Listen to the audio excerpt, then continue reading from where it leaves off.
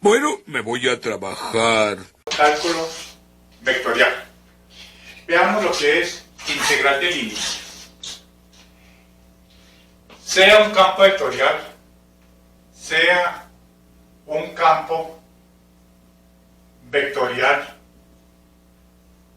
A, un campo vectorial A, en una región donde hay una curva, en una región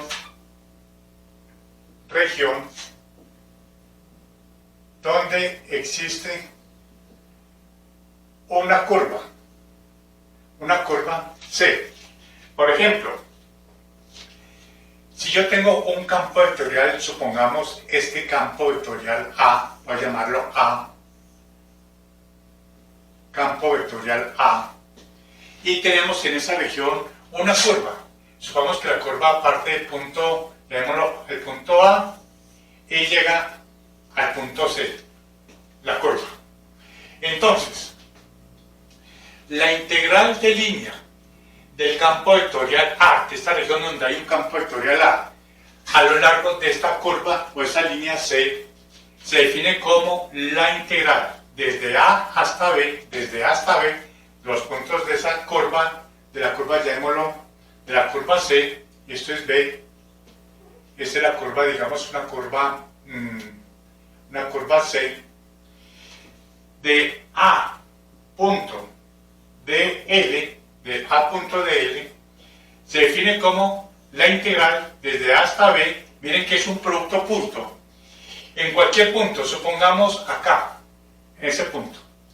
El campo vectorial en ese punto, pues es tangente a esta línea de campo. Tangente, o sea, ese sería en ese punto, la dirección del campo vectorial tendría esa dirección, la dirección de ese campo, en ese punto. Tangente a esta línea de campo A. Y el dl es un diferencial de longitud de la trayectoria. Como ustedes ya deben saber eso, el diferencial dl es tangente en ese punto a la trayectoria. Si esta es la trayectoria de la curva C, entonces en ese punto trazamos una tangente a esta curva en ese punto, y este sería el dl. Por lo tanto, resolviendo el producto punto, sería A por dl por el coseno de teta, donde teta, como ya saben ustedes, es el ángulo formado entre el vector A y el vector diferencial de trayectoria o desplazamiento. Sería este, voy a llamarlo teta. Entonces, físicamente, ¿qué representa esto? La integral de línea de un campo vectorial a lo largo de una trayectoria cualquiera significa que es la contribución de ese campo en dirección del desplazamiento. Observen, A dl coseno de teta, es esta porción del campo tangente a la trayectoria. Y al sumar, al efectuar la integral, es porque estamos sumando la contribución del campo vectorial A en la dirección del desplazamiento, a lo largo de esa curva C. Es lo que representa la integral de línea. Repito, la contribución del campo vectorial a lo largo de esa trayectoria. La contribución. ¿Por qué? Porque A por dl coseno de teta es esta componente de acá. Perfecto. Sí, excelente. Entonces, tenemos que esta es la definición de la integral de línea. Ahora, suponiendo si la curva C es cerrada, entonces nos queda esta integral, es decir, si no es una curva abierta desde el punto A y termina en otro punto B del espacio, sino que es una curva cerrada, por ejemplo, esta curva cerrada, esta es la curva C, y supongamos que el campo vectorial sea este. El campo vectorial. Entonces, al recorrer la integral de línea a lo largo de la trayectoria cerrada, esta es la trayectoria cerrada, tendríamos que la integral a lo largo de la trayectoria cerrada se simboliza con un circulito en la integral, significando que eso es una trayectoria cerrada C de A punto de A punto de L. Y esta trayectoria cerrada del campo vectorial a lo largo de una trayectoria cerrada se le conoce como la circulación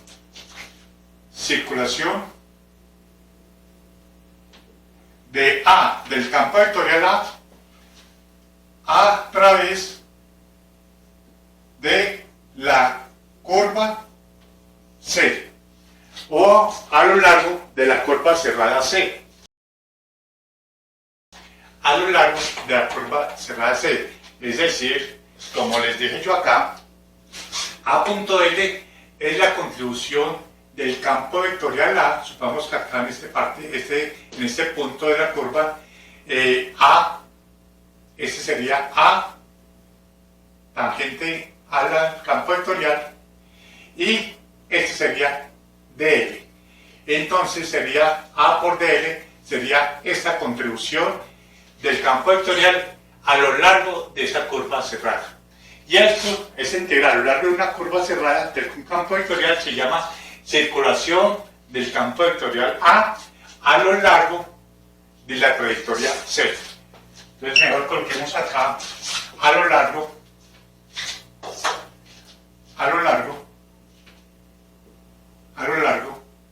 de la trayectoria C, de la curva C. Esa es la integral de línea. ¿Y qué representa la integral de línea? Ahora sigamos con integral de superficie. Integral de superficie.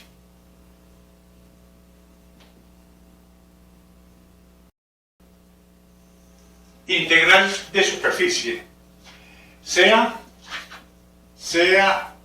un campo vectorial A, en una región del espacio donde existe una superficie,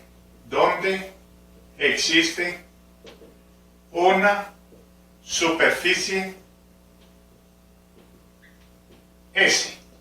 Por ejemplo, supongamos que yo tengo esta superficie en una región del espacio, una superficie, y en esa región del espacio donde tenemos esa superficie S, pasa un campo vectorial A. Supongamos que el campo vectorial A lo representa estas líneas de campo.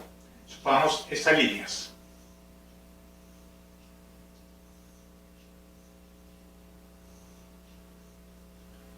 Vamos que este es el campo vectorial A. Entonces, la integral de superficie del campo vectorial A, la integral del campo vectorial a través de esta superficie S, se define como la integral a través de la superficie S de A punto ds. Y A punto ds, donde ¿qué es A y qué es ds? Veamos a ver.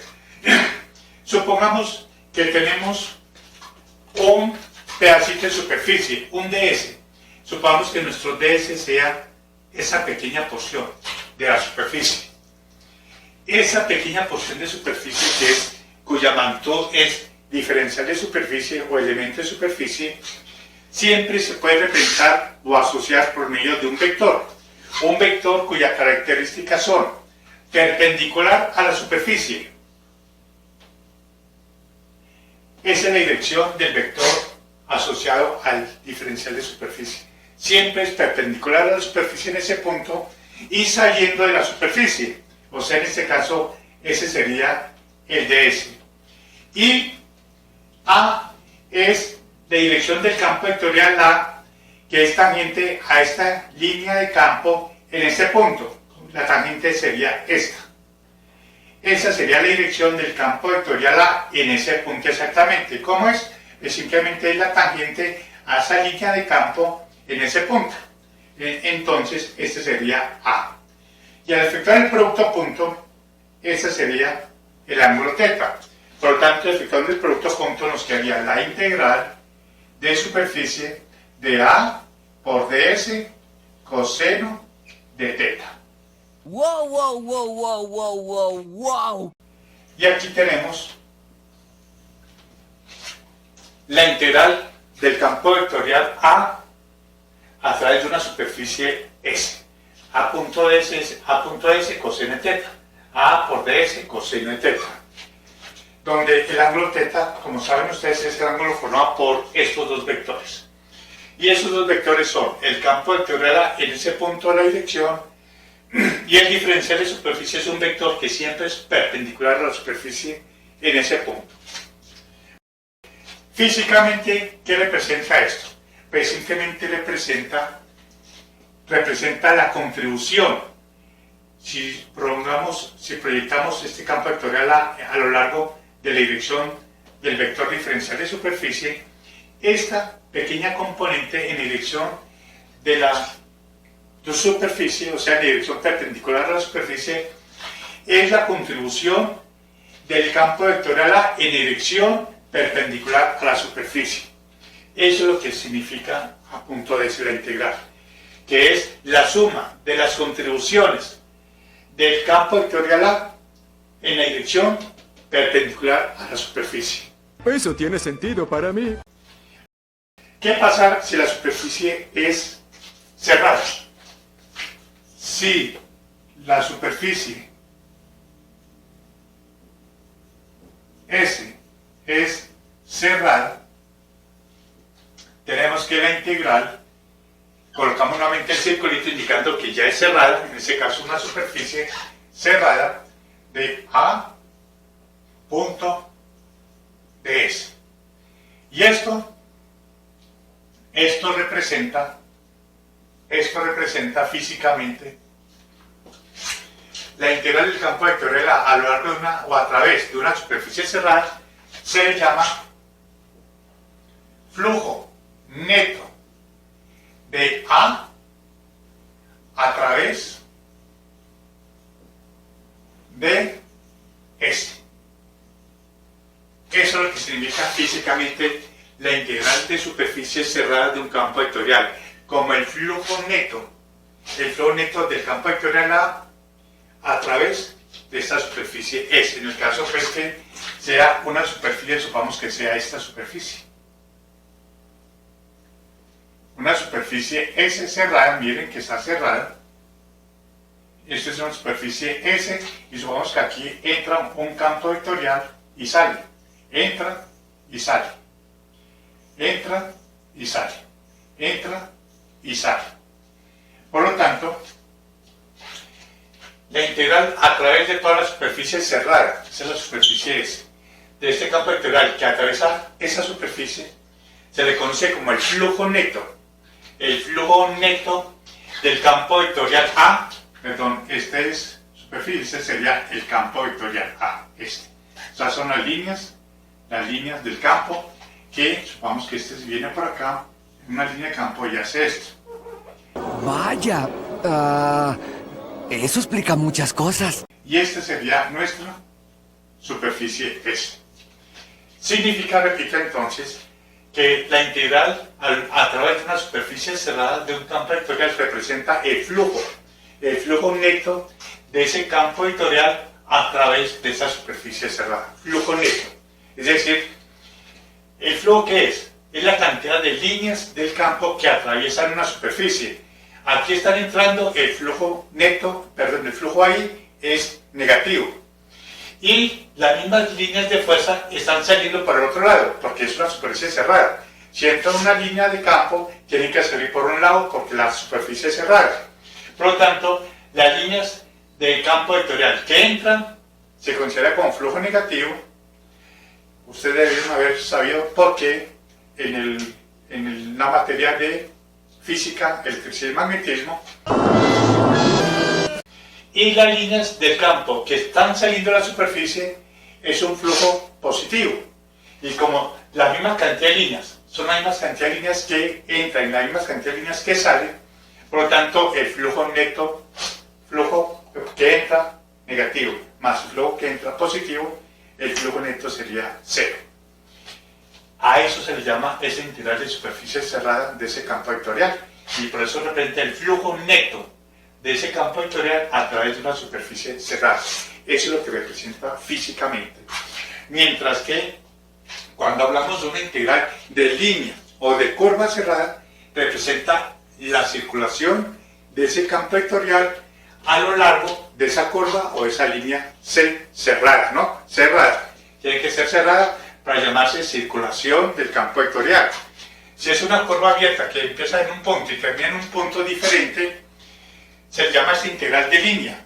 Pero si fuera una integral de línea cerrada que se cierra sobre sí misma, a eso se le llama circulación del campo vectorial A. Sigamos con el operador Nabla. El operador Nabla.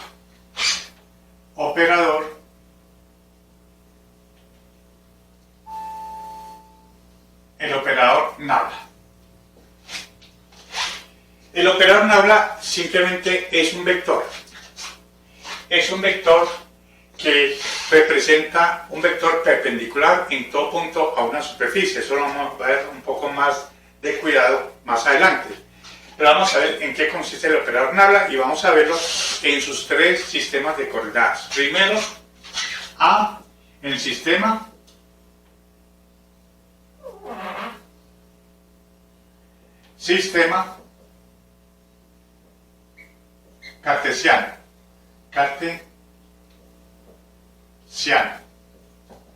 cartesiano. Sistema cartesiano.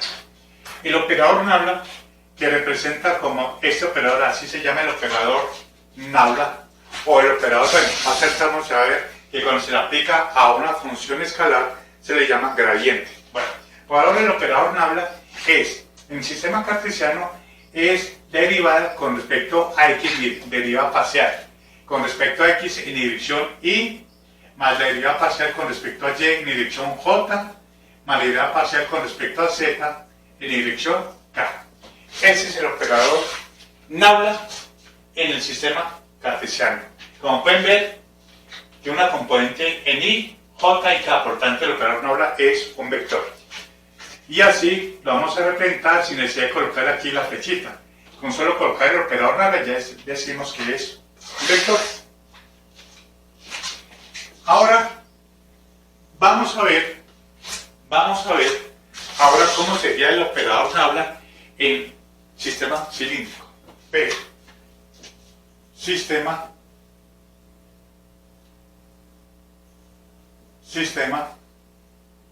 cilíndrico.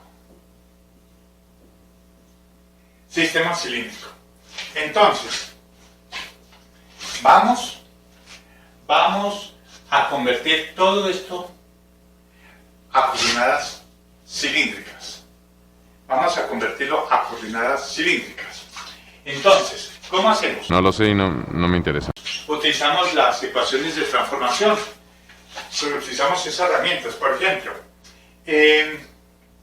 sabemos que ρ es igual a x2 más y2 a la 1 media. Tenemos que tangente de phi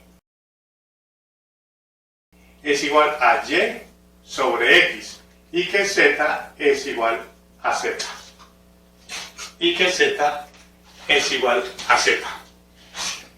Ahora, vamos allá, derivar con respecto a x, pero ya en términos de coordenadas cilíndricas. ¿Cómo hacemos? Aplicamos las reglas de la cadena, que dice que la derivada con respecto a x es igual, la regla de la cadena, ¿no? Sería la derivada con respecto a ρ por derivada de ρ con respecto a x, más derivada con respecto a ρ por la derivada de ρ con respecto a y. Esto es malo. En serio, esto es malo. La regla de la cadena. Derivada con respecto a x igual, derivada con respecto a ρ por dρ con respecto a x. Y la otra variable sería la derivada con respecto a ρ, ya con la variable phi, sería por dρ con respecto a phi. Con z no, porque vale 0. Ahora ya hemos derivada con respecto a y. derivada con respecto a y. Sería, aplicando la regla de la cadena, derivada con respecto a rho por d rho con respecto a y, más derivada con respecto a rho por d rho con respecto derivada de rho con respecto a rho, de rho respecto a y, más derivada con respecto a phi por d phi con respecto a y. Regla de la cadena con respecto a y. Repito, con respecto a y sería la derivada con respecto a rho por la derivada entera de rho con respecto a y. Ahora por la otra variable, pero siempre con respecto a y. Aquí. Con respecto a y. Sería derivada con respecto a phi por d phi con respecto a y. Ahora vemos qué es esto, qué es esto, qué es esto y qué es esto. Veamos qué es de rho con respecto a x. Deriva de rho con respecto a x. Cogemos ya la función de transformación, derivaríamos con rho con respecto a x. Sería, la derivada de todo esto sería 1 medio de x2 más y2 a la menos 1 medio por la derivada interna por 2x. Y eso sería igual a 2 con 2 se cancela y nos quedaría x sobre x2 más y2 raíz cuadrada. Derivada de rho con respecto a x sería igual. X, llamémoslo en términos de coordenadas cilíndricas. X es igual a rho coseno de phi. Sobre x2 más y2 raíz cuadrada, pues eso es el mismo rho. Y eso nos quedaría coseno de phi. O sea que ya hallamos esta parte de acá. Coseno de phi en coordenadas cilíndricas. Ahora veamos d rho con respecto a d phi.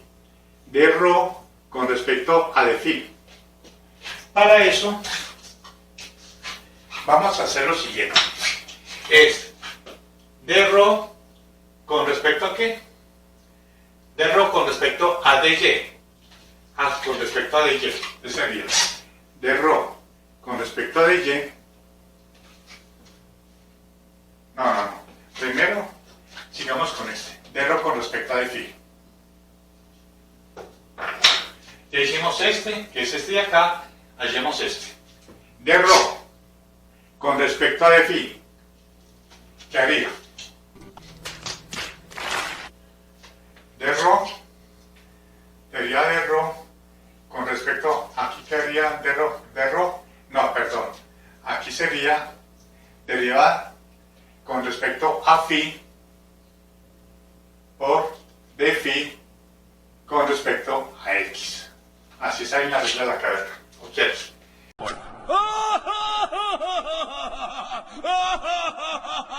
¡Ay, pero qué idiota! La derivada de rho con respecto a r es igual. De rho con respecto a qué? A x. Ya está la variable rho. Y variamos con la variable phi. Sería derivada de phi por la derivada de phi con respecto a x. Entonces vamos a ver qué es d phi con respecto a x. Derivemos esta expresión de acá. La derivada de la tangente de phi es secante al cuadrado de phi por la derivada interna, por derivada diferencial de phi. Igual, con respecto a x, y es constante, la derivada de 1 sobre x, o sea, y por 1 sobre x sería menos x2 por diferencial de x, por la derivada interna. D phi con respecto a x. D phi con respecto a x. D phi con respecto a x, ¿qué haría? Menos y sobre x2, secante al cuadrado pasa abajo. Secante al cuadrado de phi. Llevemos esto en coordenadas cilíndricas.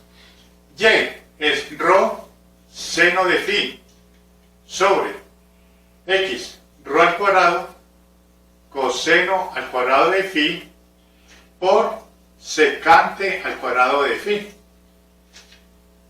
derivada de phi con respecto a x sería igual rho seno de phi sobre ¡Estúpido!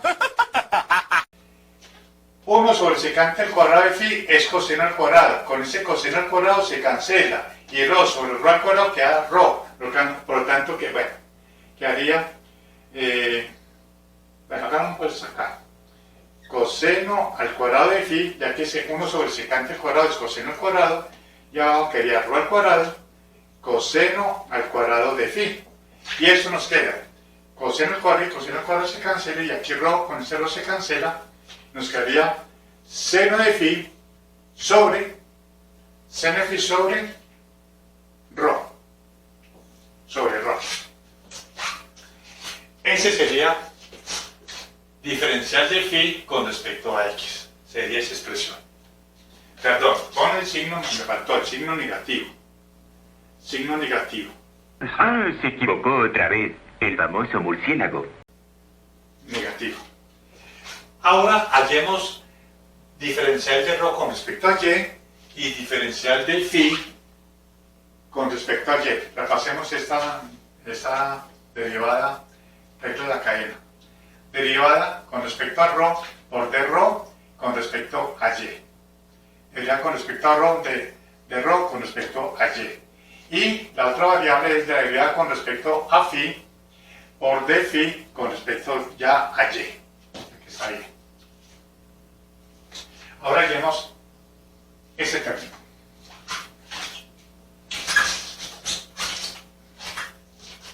Unos momentos después. Hallemos derivarlo con respecto a y, o sea, derivamos esto con respecto a y. ¿Qué haría? Derivada de rho con respecto a y sería igual. Raíz cuadrada de eso sería la derivada x2 más y2 por la derivada interna con respecto a y sería por 2y. Eso es a lo menos un medio. Y eso sería igual, 2 con 2 se cancela y nos quedaría y sobre x2 más y2 raíz cuadrada.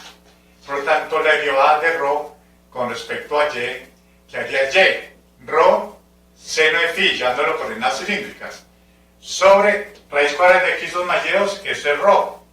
Y nos quedaría seno de phi. Esto es seno de phi. Ahora hacemos d phi con respecto a y. O sea, d phi con respecto a y. Entonces derivaríamos eso. La derivada tangente de phi es secante al cuadrado de phi con el diferencial de phi. ¿Qué rayos es eso? Ahora,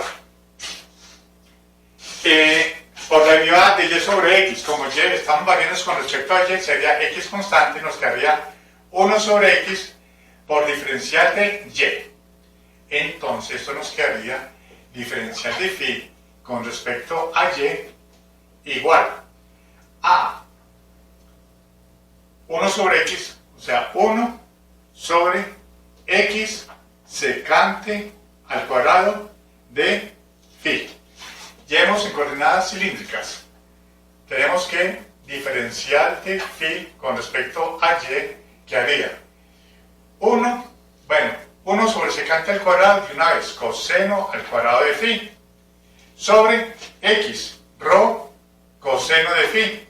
Simplificando nos quedaría coseno de phi sobre rho. Ya tenemos esta parte. Ahora, ¿qué hacemos? Reemplazamos para hallar diferencial con respecto a x y diferencial con respecto a y. Diferencial con respecto a x. ¿Qué haría?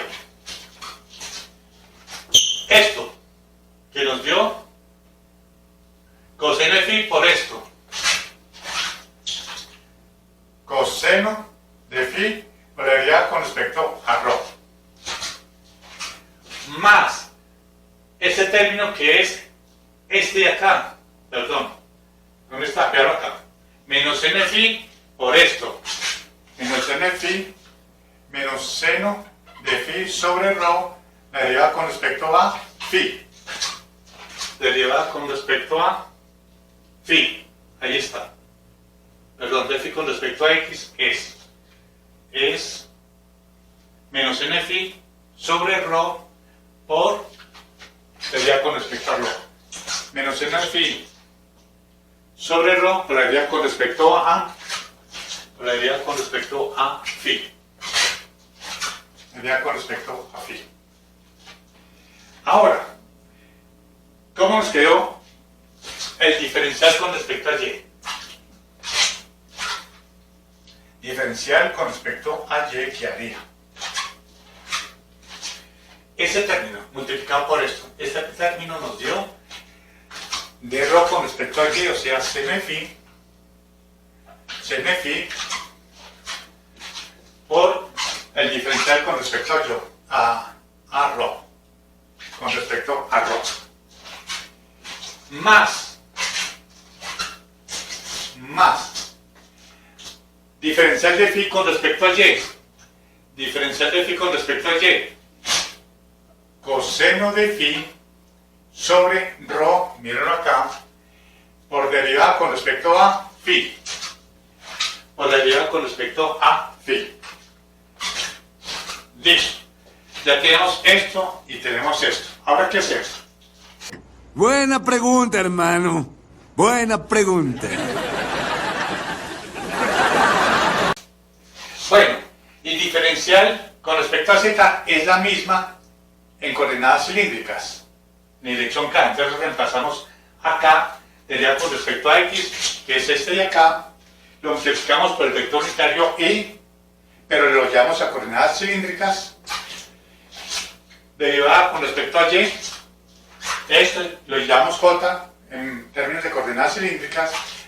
Entonces, veamos que es i, recordemos que es i. Coseno de phi en dirección u sub rho menos seno de phi en dirección u sub phi. Ese es, si vemos el determinante cuando vimos las transformaciones de coordenadas, el determinante para hallar i, j y k en términos de u sub rho, u sub phi y k. Miren lo que ya lo vimos en ese capítulo. No. Bueno, sí. Y j nos dio seno de phi u sub rho más coseno de phi u sub phi. Coseno de phi u sub phi. Y k, pues sabemos que k es el mismo k. K es el mismo k. ¿Qué hacemos? Esto es igual a esto. Y lo multiplicamos por el vector unitario i, o sea, por esto, para que todos nos queden en términos de coordenadas cilíndricas. Y diferencial de y, que es esto de acá, que es en coordenadas cilíndricas, lo multiplicamos por j en términos de coordenadas cilíndricas, o sea, por ese término de acá. Eso es lo que vamos a hacer. 10 segundos más tarde. El operador gradiente, ¿qué haría? Derivada con respecto a x, es este de acá. Coseno de phi, derivada con respecto a rho, menos seno de phi sobre rho, derivada con respecto a phi. Todo esto por el vector unitario, i. Y el vector unitario es coseno de phi menos seno de phi. Coseno de phi en dirección u sub rho menos seno de phi en dirección u sub phi. Más la parte de la derivada con respecto a y, lo multiplicamos por el vector unitario j. La parte con respecto a y, mírenlo acá. ¿Qué haría? Seno de phi, derivada con respecto a rho, más coseno de phi sobre rho, derivada con respecto a phi. Y lo multiplicamos por el vector unitario j, seno de phi, o sea, por este de acá, seno de phi u sub rho más coseno de phi u sub phi y más dzk, ya que es la misma, derivada con respecto a z en dirección k. Multipliquemos esto por esto y esto por esto. Y luego agrupamos todas las componentes en un sub rho, todas las componentes en un sub phi y todas las componentes en k, que es este mismo y acá el único. Entonces nos quedaría. El operador sería igual. Coseno por eso sería coseno al cuadrado de phi derivada con respecto a rho por u sub rho. Eso por esto sería menos seno de phi, coseno de phi, seno de phi, coseno de phi, derivado con respecto a rho por u sub phi, por u sub phi. Ahora, esto por esto, menos seno de phi, coseno de phi, sobre rho, derivada con respecto a phi en dirección u sub rho. Ahora esto con esto, menos por menos nos da más seno al cuadrado de phi sobre rho, derivada con respecto a phi en dirección u sub phi. U sub phi. Ya hicimos este producto, que es todo esto. Ahora hagamos el otro producto. Seno de phi por seno de phi nos quedaría seno al cuadrado de phi derivada con respecto a rho por u sub rho. Seno de phi por coseno de phi sería seno de phi por coseno de phi, seno de phi por coseno de phi por la derivada con respecto a rho, seno de phi por u sub phi. U sub phi. Ahora este con este. Más seno de phi, coseno de phi, coseno de phi sobre rho, derivada con respecto a phi en dirección u sub rho. Ahora este con este. Coseno por coseno sería coseno al cuadrado de phi sobre rho, derivada con respecto a phi, derivada con respecto a phi, derivada con respecto a phi de u sub phi, de u sub phi. Ahora, más derivada con respecto a z en dirección k. Entonces, veamos, factoricemos lo que tenga u sub rho, sería coseno al cuadrado. Entonces tenemos nabla, sería igual. Coseno al cuadrado, u sub rho. Aquí tenemos u sub rho. Seno de phi, coseno de phi sobre rho. Y tenemos acá u sub rho, seno al cuadrado. Eso es lo mismo, seno al cuadrado más coseno al cuadrado nos da 1 por derivada con respecto a rho. Y otro que tenga rho acá, este de acá. Y miren con este de acá. Menos seno de phi, coseno de phi sobre rho, derivada con respecto a phi. Más seno de phi, coseno de phi sobre rho, derivada con respecto a phi. Esto y esto se cancela. Esto con este, que es rho, se suman y quedaría seno al cuadrado más coseno al cuadrado 1. Entonces nos quedaría con respecto a rho, nos quedaría derivada con respecto a rho u sub rho. Ahora, con respecto a phi, veamos a ver. Menos seno de phi, coseno de phi, derivada con respecto a rho. Aquí tenemos más seno de phi, coseno de phi, derivada con respecto a rho de u sub phi. Esto y esto se cancelan, menos y aquí está más, se cancela. Veamos a ver, u sub phi, ¿qué más hay por acá? U sub phi. Este es u sub phi. Seno al cuadrado de phi sobre rho, por derivada con respecto a phi. Y acá tenemos, con respecto a phi, coseno al cuadrado de phi sobre rho con respecto a phi. Seno al cuadrado más coseno al cuadrado nos da 1 sobre rho. O sea, más 1 sobre rho, ya que Este se canceló con este de acá. Seno de phi se canceló con este. Este uso rho se canceló con este. Y nos quedaría seno al cuadrado de phi sobre rho más coseno al cuadrado de phi sobre rho.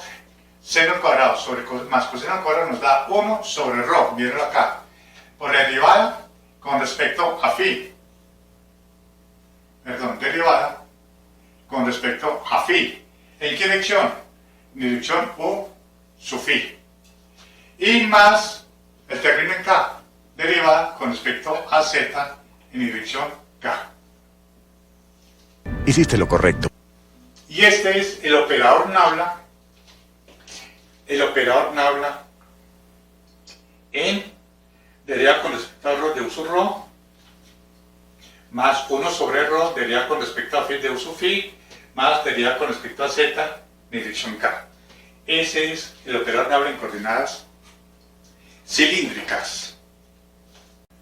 Sigamos ahora con el gradiente de una función escalar. Gradiente de una función escalar. Escalar. Gradiente de una función escalar. Vamos a ver el gradiente de una función escalar, una función phi. Supongamos que phi sea la función escalar. La función escalar. Supongamos que la función phi en coordenadas cartesianas sea en función phi en x, y, z es la función escalar. Vamos a ver el gradiente de una función escalar en coordenadas cartesianas, pero antes de eso, ¿qué es el gradiente de una función? El gradiente de una función escalar representa la máxima dirección de la variación de esa función, que significa ser una dirección perpendicular a la superficie. En otras palabras, el gradiente de una función escalar representa la máxima variación de la función que representa una superficie. ¿Y cuál es la máxima variación en un punto de una superficie? Pero la máxima variación, su dirección es un vector perpendicular a esa superficie. Entonces, en pocas palabras, el gradiente de una función escalar es la máxima variación de la función escalar a través de una superficie. Y por ser la máxima variación, su dirección, ya con eso podemos decir que es un vector. El gradiente de la función phi es un vector perpendicular en todo punto a la superficie. Eso es el gradiente de una función escalar. ¿Por qué es un vector? Porque el gradiente de una función escalar se representa por medio de nabla phi. El operador nabla es un vector, como lo hemos visto, y phi, la función phi, es una función escalar. Entonces, un vector por una función escalar nos da, o por un escalar nos da un vector. Por eso es que el gradiente nabla phi es un vector. ¿Qué dirección tiene ese vector? Es en la dirección perpendicular en todo punto a la superficie representada por esa función escalar. ¿Cuál es su magnitud? Yo sé, pregúntame. Su magnitud representa la máxima variación de esa función phi en ese punto. Eso es lo que representa el gradiente de una función escalar. Vamos a ver entonces cuál es la expresión del gradiente de la función escalar en sus tres coordenadas. Entonces, veamos A. Coordenadas o sistema cartesiano. A. Sistema cartesiano. El sistema cartesiano. Entonces vemos que nabla phi, o sea, gradiente de la función phi, simplemente es el operador nabla que vimos por acá, el operador nabla, pero este operador está aplicado a una función escalar phi, o sea, derivada con respecto a rho de quién, de la función phi, o sea que sería derivada con respecto a rho, con respecto a x de phi en dirección y, más derivada de la función phi con respecto a y en dirección j y más la derivada con respecto a z de la función phi con respecto a k. Esta es la expresión del gradiente de una función escalar, o sea, nabla phi, se le llama gradiente. Derivada de la función phi con respecto a x en dirección y, más la derivada de la función phi con respecto a y en dirección j, más la derivada de la función phi con respecto a z en dirección k. Veamos ahora B, sistema cilíndrico. Sistema cilíndrico. Entonces, vimos que en el sistema cilíndrico ese es el operador nabla y lo aplicamos acá a la función phi. Ya que nos quedaría nabla phi sería igual derivada con respecto a ρ de phi en dirección u sub phi más 1 sobre ρ por la derivada de la función phi con respecto a phi en dirección u sub phi y más la derivada de la función phi con respecto a z con respecto a k, en dirección k, perdón. Recuerden que esta es la función phi. La función phi no es la coordenada phi, no es esta coordenada, es la función phi, la que presenta esa letra griega phi mayúscula. Bien, ahora veamos C, sistema esférico. Sistema esférico. Sistema esférico. Entonces, sistema esférico, a ver si lo tenemos acá, verlo acá. Simplemente le colocamos aquí la función phi. Sería nabla phi en sistema de coordenadas esféricas sería la derivada con respecto a r de la función phi en dirección u sub r más 1 sobre r por la derivada de la función phi con respecto a teta en dirección u sub teta y más 1 sobre r seno de teta por la derivada con respecto a teta de la función phi en dirección u sub phi. Y ahí tenemos la expresión del gradiente de la función phi de esta función en coordenadas esféricas. Vamos a ver ahora algunas propiedades del gradiente.